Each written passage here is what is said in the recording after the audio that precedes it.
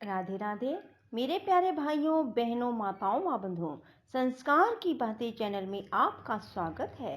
बंधुओं, आज रविवार के दिन मैं आपके लिए लेकर आई हूँ भगवान सूर्यदेव की कथा। बंधुओं, रविवार के दिन भगवान सूर्यदेव की कथा सुनने मात्र से मनुष्य को सुख, समृद्धि, चारों दिशाओं से मान सम्मान की प्राप्ति होती है। बंधुओं, पूर्ण विश्वास, सच्ची निष्ठा के साथ ही भगवान सूर्यदेव की कथा को सुने। बंधुओं, भगवान श्री कृष्ण स्वयं सूर्य भगवान की पूजा किया करते थे। सो बंधुओं, आप सबको, हम सबको भगवान सूर्य की रोजाना पूजा करनी चाहिए। भगवान सूर्य को अर्घ देना चाहिए। बंधुओं, यदि आपने हमारे चैनल को अब तक सब्सक्राइब नहीं किया तो जरूर करें और बेल आइकन दबाना ना भूलें, ताकि आपको हमारी आने वाली सभी वीडियोस की जानकारी सबसे पहले हो सके। बंधुओं, वीडियो को पूरी सुने। सुनने के बाद कमेंट बॉक्स में जय सूर्य भगवान की जरूर लिखें। बोलो सूर्य भगवान की जय हो। प्राचीन काल में गालव नाम वाले एक ब्राह्मण थे, जो सदा ही वेदों के स्वाध्याय में तत्पर तथा उत्तम स्वभाव और सदाचार से युक्त थे। उनकी अवस्था ढल गई तो भी उनके कोई पुत्र न हुआ। इस बात का उनके मन में बहुत दुख था। तब उन्होंने घर का सारा काम काज छोड़कर इसी क्षेत्र में एकाग्रता पूर्वक निवास करते हुए भक्ति भाव के साथ सूर्य देव की आराधना की। जितेंद्रिय होकर निराहार रहते हुए उन्होंने पंचरात्रोक्त विधि से सूर्य देव को अधर्य प्रदान किया और इसी नियम से प्रतिदिन उनकी आराधना करते रहे। 15वां वर्ष आने पर भगवान सूर्य गालव को दर्शन देते हुए बोले, विप्रवर, तुम्हारा कल्याण हो, तुम कोई वर मांगो। गालव बोले, सूर्यश्रेष्ठ, मेरे कोई पुत्र नहीं है, अतः मुझे मेरे वंश की वृद्धि कराने वाला पुत्र दीजिए। भगवान सूर्य ने कहा, विप्रवर, तुम्हें वंश की वृद्धि करने वाला पुत्र प्राप्त होगा और वह तेजस्वी, यशस्वी, शास्त्रज्ञ, वेदों का पारंगत पंडित होगा। तुमने शाम आदित्य के समीप जहाँ मुझे अधर्य देकर पूजन किया है, वहाँ दूसरा कोई भी जो पुरुष रविवार और सप्तमी के योग में श्रद्धा पूर्वक मेरे इस विग्रह की पूजा करेगा, उसे वंशवर्धक पुत्र की प्राप्ति होगी। ऐसा कहकर भगवान सूर्य मौन एवं अंतर्ध्यान हो गए और गालव जी भी प्रसन्न चित्त हो अपने घर को चले गए। थोड़े ही दिनों में उनके यहाँ भगवान सूर्य के कथन अनुसार एक सर्व शुभ लक्षण संपन्न पुत्र उत्पन्न हुआ। भगवान सूर्य ने वट वृक्ष का आश्रय लेकर दर्शन एवं वरदान दिया, इसलिए गालव ने अपने पुत्र का नाम वटेश्वर रखा। वटेश्वर के पुत्रों और पौत्रों को देख लेने पर महर्षि गालव भारी तपस्या करके सूर्य देव को प्राप्त हुए। वटेश्वर ने भी अपने पिता के द्वारा स्थापित भगवान सूर्य नारायण के लिए एक परम मनोहर मंदिर बनवाया।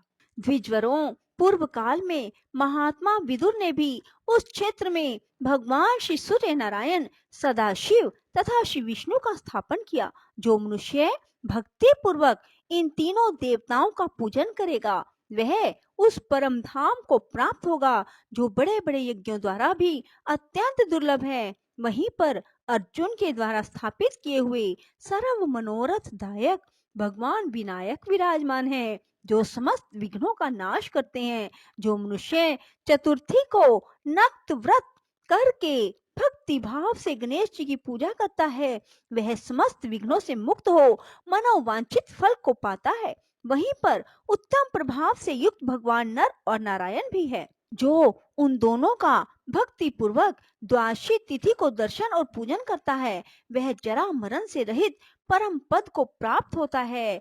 एक समय कुंती नंदन अर्जुन तीर्थ यात्रा प्रारंभ करके हाटकेश्वर क्षेत्र में आए। वहां तीर्थ समुदाय से भरे हुए उस पावन क्षेत्र का दर्शन करके उन्होंने मनोहर मंदिर में भगवान सूर्य को स्थापित किया और उन्हीं के आगे नर और नारायण की भी स्थापना की। फिर उत्तम श्रद्धा से युक्त हो वहां गोवर्धन को स्थापित किया और वहीं देवादिदेव नरसिंह देव की स्थापना की। इस प्रकार 5 देवताओं की स्थापना करके उन्होंने चमत्कारपुर के सब ब्राह्मणों को बुलवाया और उन्हें बहुत धन दिया।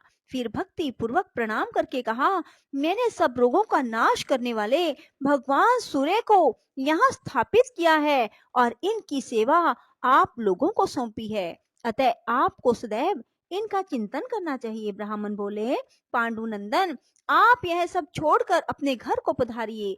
हम सब लोग आपके श्रेय को बढ़ाने वाले पूजन कर्म करते रहेंगे। तब अर्जुन ने प्रसन्नचित हो उन्हें पुनः बहुत धन दिया और उनसे पूछकर विदा ले प्रणाम पूर्वक अपने नगर को प्रस्थान किया। सूत जी कहते हैं, ब्राह्मणों, इस प्रकार मैंने तुमसे नर आदित्य के प्रादुर्भाव की कथा सुनाई। यह सुनने वालों के पापों का नाश करने वाली है।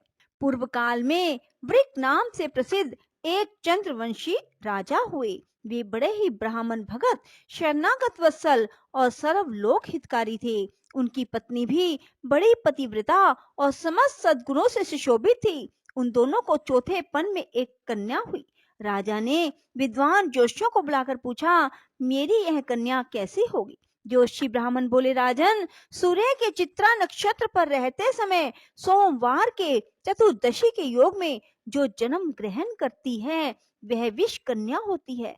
ऐसी कन्या का जो पानी ग्रहण करता है वह पुरुष 6 महीने के भीतर अवश्य मृत्यु को प्राप्त होता है। वह जिस घर में जन्म लेती है वह कुबेर का ही महल क्यों ना हो, उसे 6 महीने के भीतर धन से रहित कर देती है। अतः आपकी यह पुत्री वास्तव में विष कन्या है। यह पितृकुल और ससुर कुल दोनों का नाश कर देगी। इस कारण आप इसे त्याग कर सुखी हो जाइए।